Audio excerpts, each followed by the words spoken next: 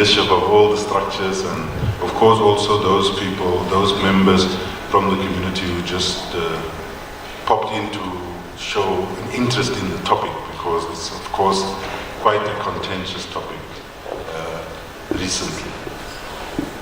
Perhaps just to put some context to the discussion, I thought what we would do is to give the panelists the chance to give their inputs between 15 to 20 minutes each, and then we'll open up the floor for some question and answers, and of course also some comments, because I know people have got their own opinions and views on this issue as well.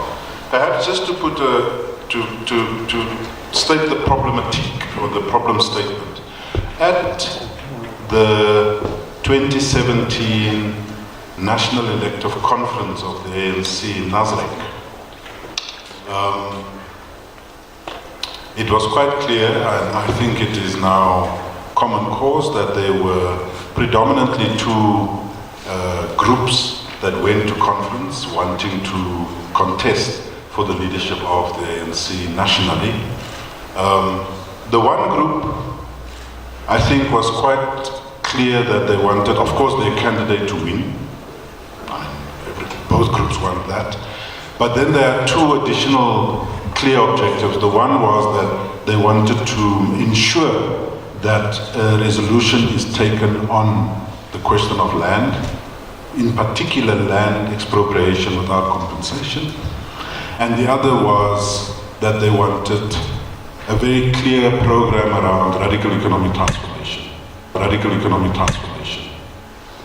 Now, in true tradition of the ANC, historically, and in particular post-1994, the neoliberal ideologues within the ANC was able to manage the demand around radical economic transformation, because that's a little bit more closer to their hearts. And so that was managed. We can't talk of radical, attack on white monopoly capital. You can't use the word white because we are non-racial, etc., etc. It was managed. And the outcome was something that was a bit more acceptable to not only the ANC, but also future investors and generally the local business sector within South Africa. The land issue, however, when it came to that question, it was pushed much more forcefully. And there were, for those of you who were not at the conference, there were attempts to push back, to say, one, we don't need to change the constitution. Two, is it really necessary to abandon willing buyer, willing seller, etc., etc. I'm trying to make the point, comrades, that it wasn't just we all agree. There was pushback, there was contestation on this issue. But the powers that won the debate at the end of the day was the ones that pushed for land expropriation without compensation. And what those that were on the other side managed to do is to at least bring in some few caveats and said, look, if we are going to go this route, it can't disrupt food security. It can't disrupt in a big way the agricultural sector, which is a huge component of our economy. And so if we do it within that environment and agreed on those few caveats, then let's try and see if we can indeed implement a land expropriation without compensation framework within a rules-based environment. So I just wanted to give that backdrop, that because I know there are people out there that think that the ANC is losing support, and therefore they in unison agreed on this populist approach, which is to take land. And I just want to dispel that, to say that when we say the ANC is a broad church, we really mean it. People of various persuasions, various ideological positions, and there was, at some point, and I shouldn't get into trouble, at some point there were almost some blows when this matter was on the floor at plenary. Gwede and others had to intervene like referees and pull red cards and say, can you go and sit down? And let's not intimidate each other. So it wasn't an easy decision. However, in true ANC principled tradition, the decision was taken, a resolution was passed by the by the National Conference, which is the highest decision-making body between conferences. And so we all immediately, regardless of which side of the argument you were on, as ANC members, we had to now adopt that as a resolution, and we need to see how do we go forward implementing it. And I think, not to want to preempt the panelists, I think that's the nub of the issue. How are we going to do it without upsetting the apple cart and so on and so forth? I think there's, unless I'm mistaken, there's general acceptance that a particular historical injustice has to be corrected. The issue is how do you do it with the minimum amount of disruptions within the South African economy, as well as relations between the peoples of South Africa. So I think that's just to give a background to the issue. Now, our panelists, ladies and gentlemen, on my far left, and that doesn't mean it's far left views. On my far left, we have an activist of many, many years, Fatima Shabodien. Welcome, Fatima, and thank you for coming.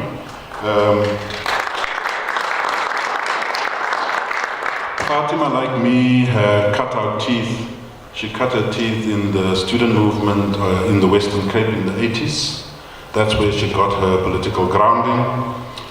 In the 90s, like many of us, she was called to come and play her part, and she then was in the Department of Land Affairs, as it was known then, when Derek Hanekom was still the minister. She worked in the department, and she was one of the first people that were part of the monitoring and evaluation team to look at the very initial land reform issues and what were the problems and the challenges with that. Since then, she had moved into the NGO sector. She had occupied a number of leadership roles.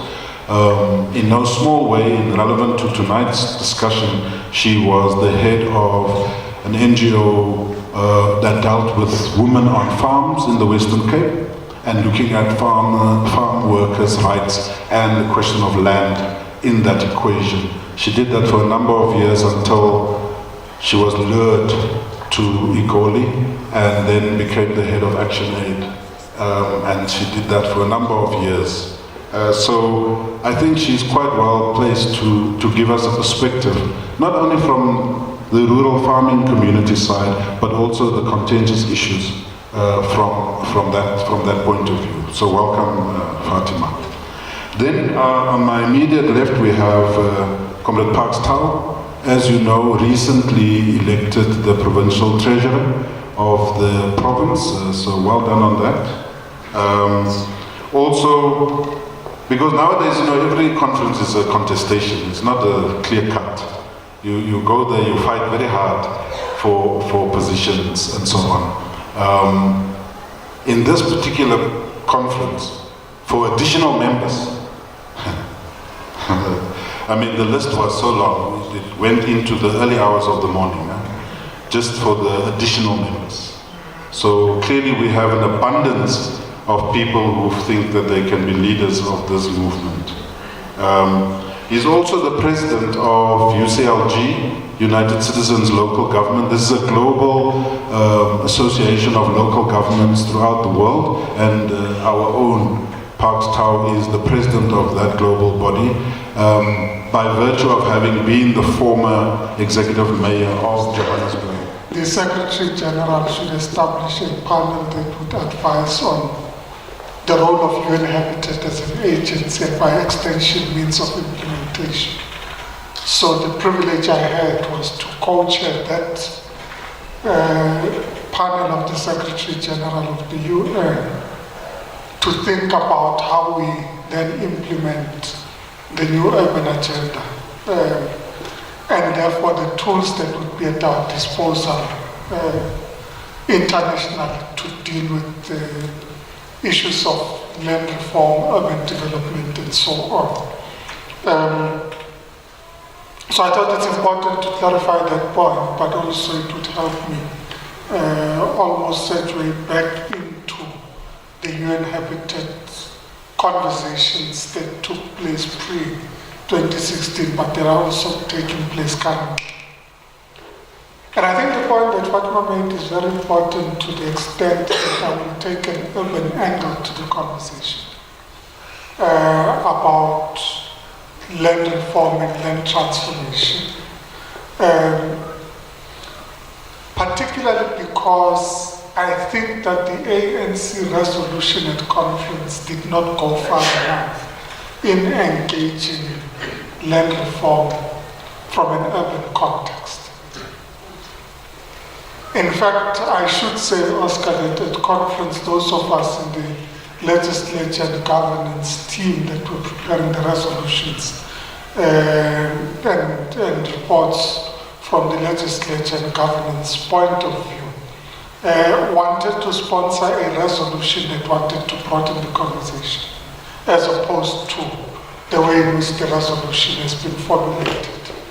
But because, as Oscar said, being in conference can be a very complicated environment, it was agreed that economic development would be the ones that present on the land question. So you'll excuse me for introducing some battles we didn't win at conference.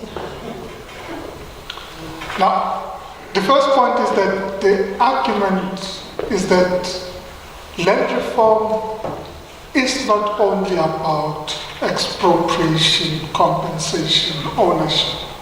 It is equally about land use and land management. So to the extent that you're talking about land, you're talking about almost two sides of the same coin. If you do expropriate land with or without compensation in the most inappropriate locations and locate people there, you have not resolved the problem. In fact, you might actually entrench poverty in those communities. So the question about land ownership should be balanced with the question of land use and land management. So these are two sides of the same coin, and I do think that we need to broaden the conversation to also include other tools of implementation in terms of land transformation in the country that extend beyond the mechanisms of expropriation and therefore ownership by extension.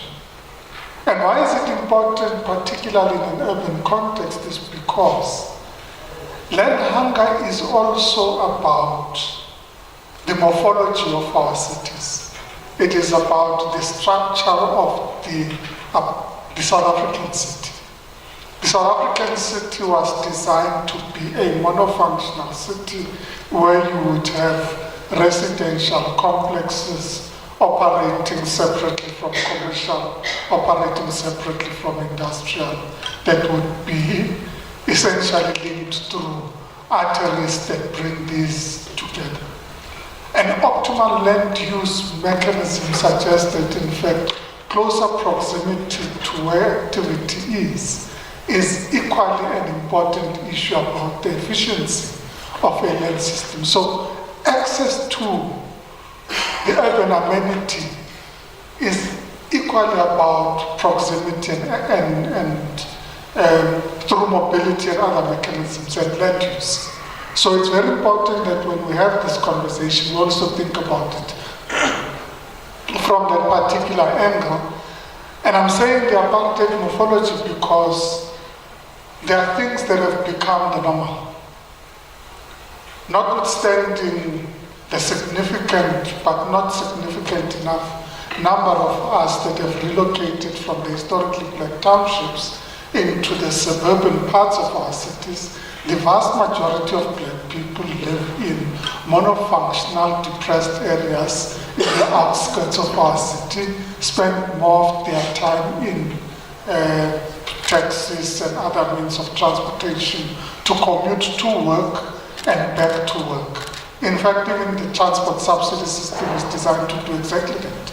Take this labor pool from Soweto Orange Farm, move them into the urban centers in the morning, and then in the evening move them back to the townships. So they spend a lot of their time actually, not even with their families, but in commuting to opportunities in an urban context. So the issue about land use and morphology is important because we need to reconfigure the way in which the city works for its people to create greater equity to the urban system. Because people go into urban centers because they require or want proximity to opportunity, whether these are institutional universities, colleges, educational institutions, museums, cultural and other amenities. So whether these are commercial, industrial job opportunities, whether these are civic infrastructure opportunities, people go to urban centers in search of the benefits of agglomeration in an urban context, which is the concentration of these activities closer to each other. Therefore, when we're talking about land, we need to think about it in relation to how people are located in that land and by location, therefore able to access the opportunities in an urban system. But it is also about addressing the asset inequality nexus. In this regard, we're talking about the reality that, in fact, borrowing from DeSoto, it is important that we recognize that land as an asset is a critical contributor to wealth and prosperity, to the extent that you're able to utilize that land either as a means of leveraging additional capital, or to the extent that you use it, which is used by many in historically black townships. And my sister is here, we used to be landlords like most other people in townships who would rent out their backyard rooms to other people because those are actually landlords. Or if you go into Diepsloot and government has built houses and the landowners rent out the backyards to people to be able to build shelter. In essence, these are landlords, they are utilizing the land to their benefit. They are leveraging of the asset, and it's a leveraging of the asset that is not always acknowledged in the way in which we think of our cities and how they function. So land ownership and therefore access to land is equally important from addressing the asset inequality nexus. How do you begin to resolve problems of inequality in the most unequal society in the world, utilizing land as an instrument to create greater equity and equality in a city context? And I think it's an important issue. And lastly, in an urban context, it is about economic and industrial development.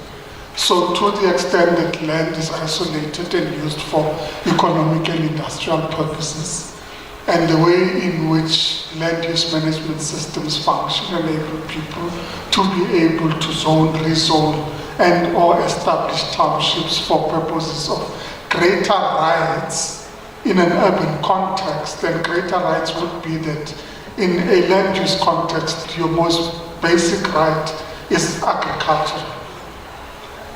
Anything that comes from there is an additional right.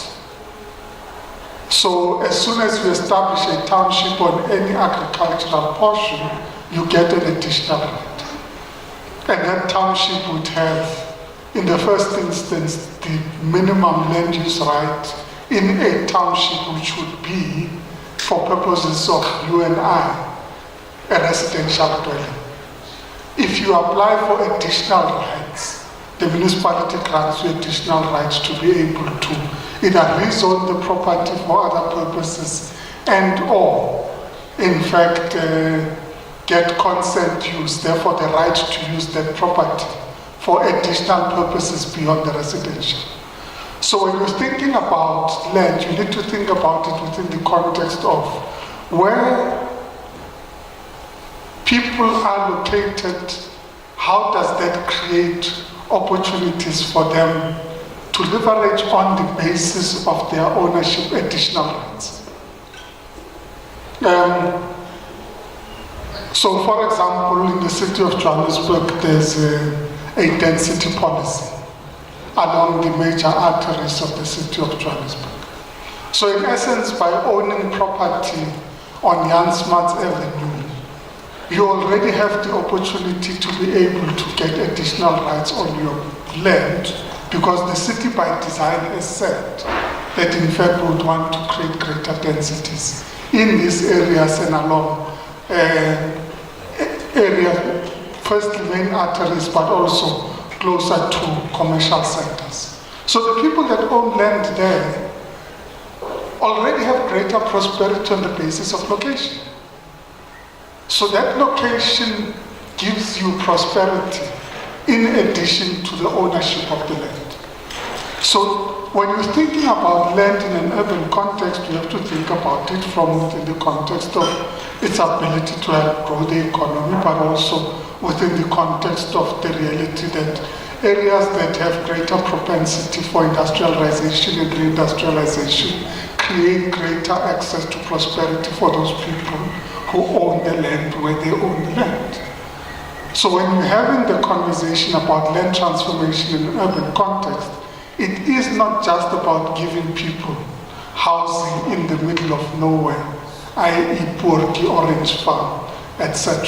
But it is also about ensuring that people gain access to land where they have greater opportunity to be able to prosper through land use management systems in the city.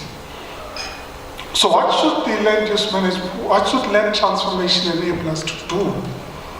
It should help enable us to enable and facilitate spatial infrastructure in a manner that creates greater equity to the urban system. It should enable us to create a more inclusive city.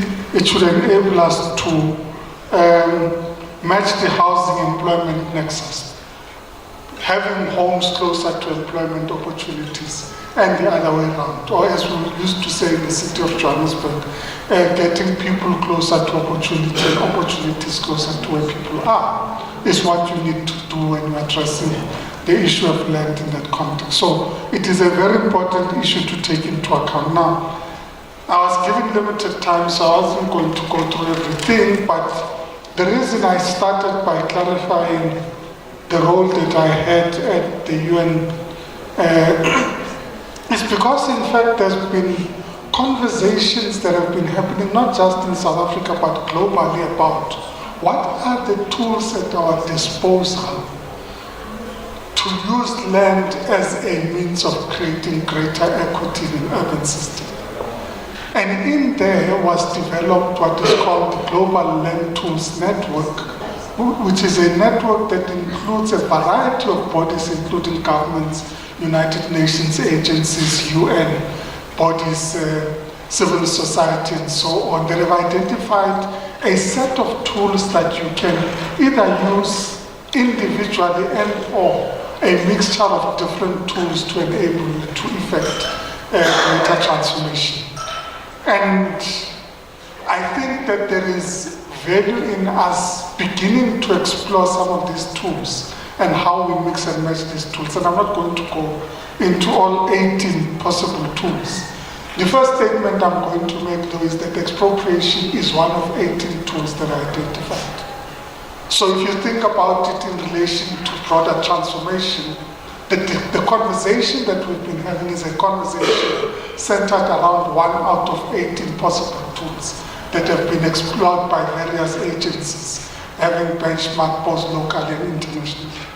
But these are organized around 5 themes, and as I said, I won't go through all of them. The first is about looking at our tenure systems, including mechanisms such as continuum of land rights, meaning that in fact on the basis of location over a period of time, whether in urban or rural context, you would be able to accumulate tenure rights on the basis of location. So if you stay on a piece of land in Max Park and you've been there for the past 20 years, at what point do you begin recognizing your tenure rights to that property? Or do we simply try and ignore your access to tenure rights on that property on the basis that you probably located informally? Which in fact, our reality is that the vast majority of people that are currently locating in our cities live in informal settlements. So how do we ensure that we create mechanisms of a continuum of land rights? That we improve the way in which we administer tenure rights in our cities and indeed in our country, I think is an important issue. The second set of tools or package of tools is a matter that I've made reference to, which is about land use management and spatial planning. One of the things we pursued as the ANC in Johannesburg very actively was about the corridors of freedom. We said through the corridors of freedom, we can, and I repeat, bring people closer to where the opportunities are, but also take people closer to opportunities, and that you link people through land use management, through mobility systems, through improved infrastructure investment, and targeting your infrastructure investment in such a way that it enables you to achieve your socio-economic objectives in terms of transformation. And there are tools such as land readjustment and so on that I won't go into in detail. The third set of areas that we're looking at is about the institutional mechanisms. How do we modernize land agencies and our budget approaches to land as means of effecting greater transformation? In South Africa, it's as simple as, if you ask which is the department that is responsible for the administration of land policy and land administration in the country, where 62% of the people are located, it is actually the Department of Rural Development. So from an institutional point of view, we need to start rethinking where land administration systems such as the Surveyor General, such as the Deeds Register, Deeds Office are, because those are all in the Department of Rural Development. So when they look at land, they look at it from a rural point of view. Not because rural is not important, it is in relation to the importance of the urban context, but also the number of people that we're able to reach through those instruments and mechanisms. So we need to rethink the way in which our agencies and location of agencies is done to enable us to have greater transformation. And then there are another set of issues, the fourth, which is land-based financing. And we do a lot of this, so all of us receive our rates accounts from time to time. But actually there's a much more fundamental debate that we need to introduce around tools such as tax incremental financing systems, land value capture, and those sort of systems. If you think about it,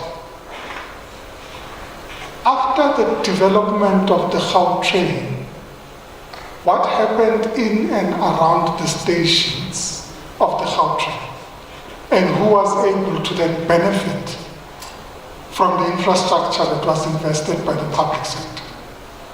How do you then use the investment of the public sector to say to those who have benefited, we need to tax you additional to enable us to then use those resources in a manner that addresses land transformation in our city? So that's why you're talking about land value capture systems. Use tax incremental financing as systems that say, well, when there is public investment in a manner that increases the value of your property, particularly in commercial areas, and these are choices that are made by councillors sitting in council all the time, you are making decisions that are creating prosperity, and when that prosperity is created, let us use it both in the public and the private sector as a means through which we can have investment in additional infrastructure and or relocation of resources to other areas. So there are land tax systems that we need to think about. And say, how do we then say, in the broader conversation of a country that has resource limitations, that we can use land-based financing systems as a means to effect greater transformation. So we're not fighting that you own the land where you own it. We're saying for the additional benefit that you get on the basis of land use management, public infrastructure investment, etc., there should be a mechanism of redistribution. So you utilize financing mechanisms as a means of redistribution. And the last set of areas are about land policy and legislation. And this is why I'm saying expropriation falls within. So out of the 18 mechanisms that are available, you look at expropriation as one mechanism of acquiring land. But you could use a different set of policy instruments and tools to apply at different levels to achieve your socio-economic objectives.